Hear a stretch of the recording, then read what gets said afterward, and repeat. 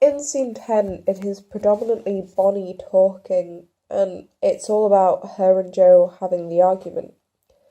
Um, with the dish, we had to decide whether it was glass or metal, because if it was glass, it would look a lot more effective with it smashing and sliding down the wall. However, it would have been very expensive for that because we'd have had to have quite a lot of different ones depending on how many performances we would have. So we thought that metal might be a little bit easier because you still get a very loud bang, but it can also be reused.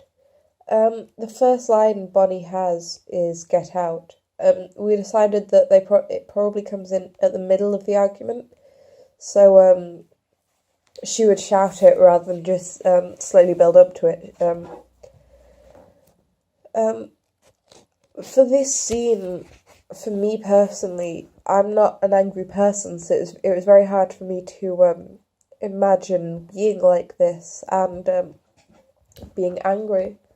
So it took a long time for me to get used to shouting, and even then, I don't think I shouted as a normal person would. I think I just raised my voice a lot because it was very difficult for me to figure out how to shout effectively as if you were in an argument. This is the first scene where Bonnie really expresses emotion, and I think this is because she's bottled it up for so long that it's finally burst out, and the way that it has is not very constructive. And if she hadn't bottled it up for so long, perhaps she could have spoken to Joe about the issue at hand, and potentially they could have stayed together, because I think that Bonnie really does care about Joe and does love her. But the way she deals with situations isn't the best way to deal with them. And therefore she pushes Joe away by accident. This scene was one of my hardest ones just because it had the most dialogue from Bonnie, and it was quite hard to get used to the fact that Bonnie's actually saying a lot. Because in previous scenes she very much relies on what other people says and reacts to that, whereas in this she changes the subject herself, and she moves on to different topics herself and says the most in this scene, which was very unusual. So I had to get used to that and had to think about how Bonnie would do it, because if she's gone this long without saying this much, then what would happen if she does? Throughout the entire thing, I had to think about each line and think about how to say it well, because I couldn't just shout them all in the same tone, because that would sound ridiculous and would not be a very good argument. So, I had to think about each one. So, with your fucking little quips and digs at every opportunity, that line in particular was one that I thought about, because in the script, quips and digs are capitalised, which means that this writer wanted the actor to put emphasis on it.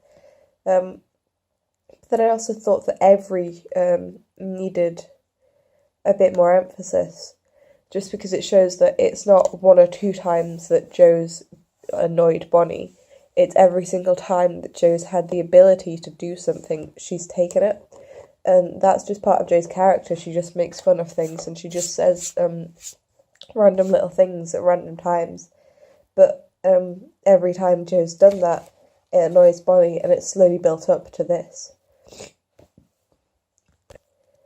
When Bonnie says that she's let Joe into her life as much as she is humanly capable of doing so, it's quite a powerful line, because Joe thinks that Bonnie's barely let her in at all, that Bonnie's just trying to push Joe away. But to Bonnie, she's let Joe in as much as she possibly can, and because of her past and what happened, she doesn't open up very well, so when she does, she can only just let people in. But possibly to other people, it may seem like Bonnie's barely trying to let them in.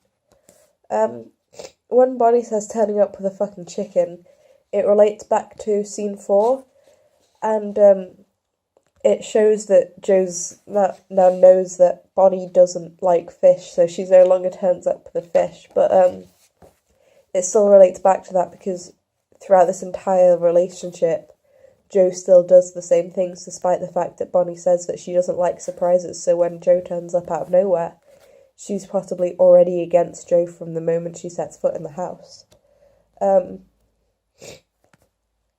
There's a gap at this point that Jo speaks, but it's quite awkward because Bonnie is obviously still meant to be angry. However, because of such little lines and so little direction of what to do, it was very hard to figure out how to stay angry and be silent at the same time. Eventually, I thought that potentially just pacing around, running my hands through my hair might work, but I think that was just going along with it, trying to do what I could do with it, what I could. But I don't think it was effective as much as it should have been, because as I'm not used to being very angry, for me it went very quickly, and I no longer, throughout the scene it slowly built up and I genuinely felt it sometimes, but this pause completely took me out of it, and it was very hard to keep acting in the same way despite the fact that there's no reason for Bonnie to stay angry during this moment. Bonnie has a line that's, "You want to be in my life." This writer has put emphasis on "in" already, but I feel like that line in particular is very important because Bonnie doesn't often let people in, and it barely seems like she's let a rabbit in, never mind another person. So to allow Jo to be in her life is very hard for her to do that. And that's what she then goes on to in her long monologue almost. I've already explored this monologue for my audition piece, which I did a long time ago. But the same things kind of stand despite the fact that I know a lot more about Bonnie. What I thought originally is quite similar. However, it's changed slightly, so instead of being slightly calmer and more passive-aggressive, it's a lot more angry. And while it's still passive-aggressive, it's more trying to hurt Jo with her words rather than tell her how much Bonnie has been hurt. So each word almost is like a dig at Jo, trying to make her realise how much this pains Bonnie, but also it's Bonnie's way of trying to pain Jo and make her feel what Bonnie has felt. For this section, each time Bonnie moves on to a new place, we made her physically move Jo around, so either by the shoulders, by the neck, or by the arm, to show that she really is trying to pain Jo and make her feel what she wants her to feel. I think moving her by her neck is probably the most effective, just because it shows how angry Bonnie is feeling at that time and how much she wants Jo to feel the pain.